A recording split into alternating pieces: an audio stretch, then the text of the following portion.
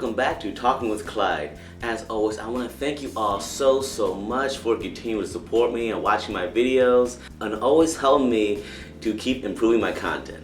So today, I'm going to talk about some helpful tips of surviving in China. This is a very exciting topic for me to cover because a few individuals have always asked me what are some ideas or tips to survive in China, and honestly I want to recommend China is a great place to visit, but there are some tips that can definitely make your life there so much easier.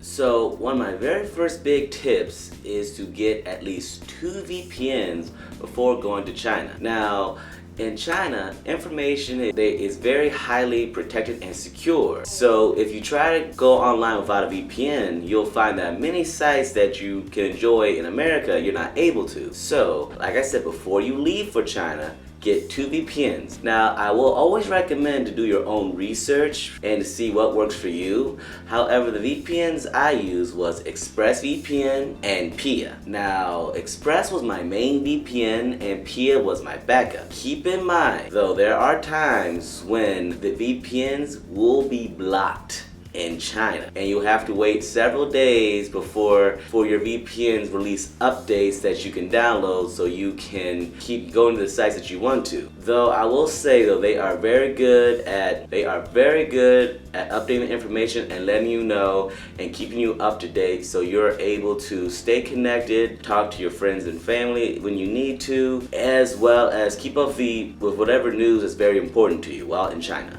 The next tip I would like to introduce, or I like to say that's very helpful to learn in China, is learning how to use chopsticks. Now in most Chinese restaurants, the only thing they have is chopsticks. I mean, sometimes they have a spoon, but a spoon is not a replacement for a fork. And good news is there are plenty of YouTube tutorials or many people who are willing to give you tips how to use chopsticks. However, for me, the best advice I can ever give is to just practice. Like before I came to China, I had absolutely no chopstick skills.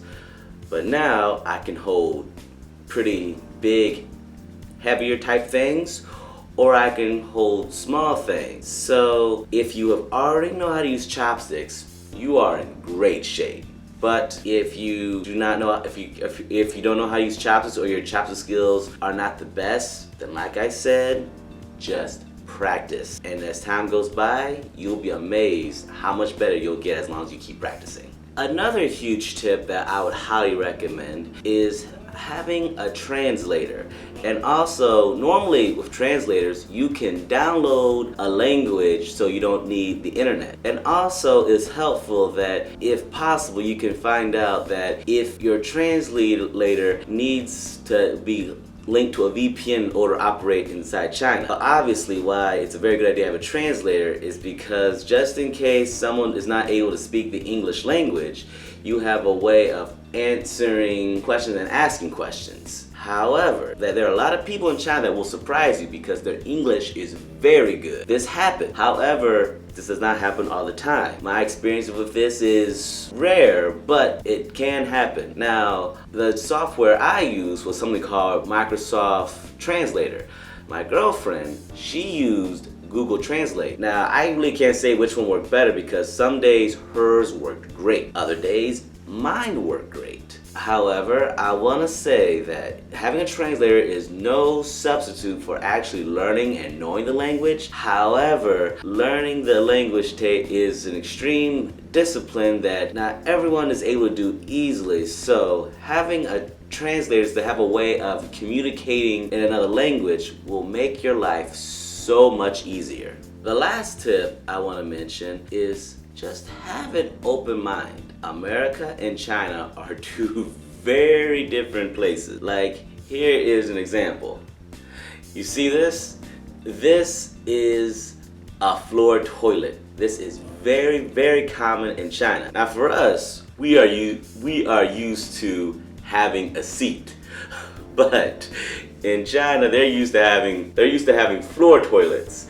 So, but like for them, if they need to, they can handle their business anywhere. While for us, we want to be able to relax so we can, handle our business. And there's, several other cultural differences between us, but like I said, have an open mind and learn and really see how they can see the world. So you're able to learn so many other viewpoints.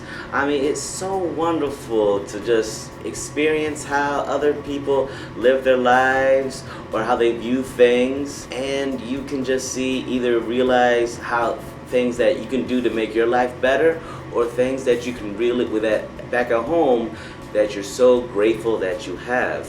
So that is just a very important tip I want to say is going to China, keep an open mind about their cultures, and you'll find that it's such a wonderful experience. Thank you so much for watching this episode of Talking with Clyde, where it was all about some basic tips to help you survive in China. Now, if you have other tips to help survive in China, please leave a comment below. Or if you have any other questions how to survive in China, again, please go ahead and leave a comment down below. And also, please like, and if you haven't already, subscribe. And here are my other social media platforms so you can keep up with me. Thank you so much for watching. Thank you for all your support. I hope you have a wonderful day, and I'll see you next time. Bye-bye.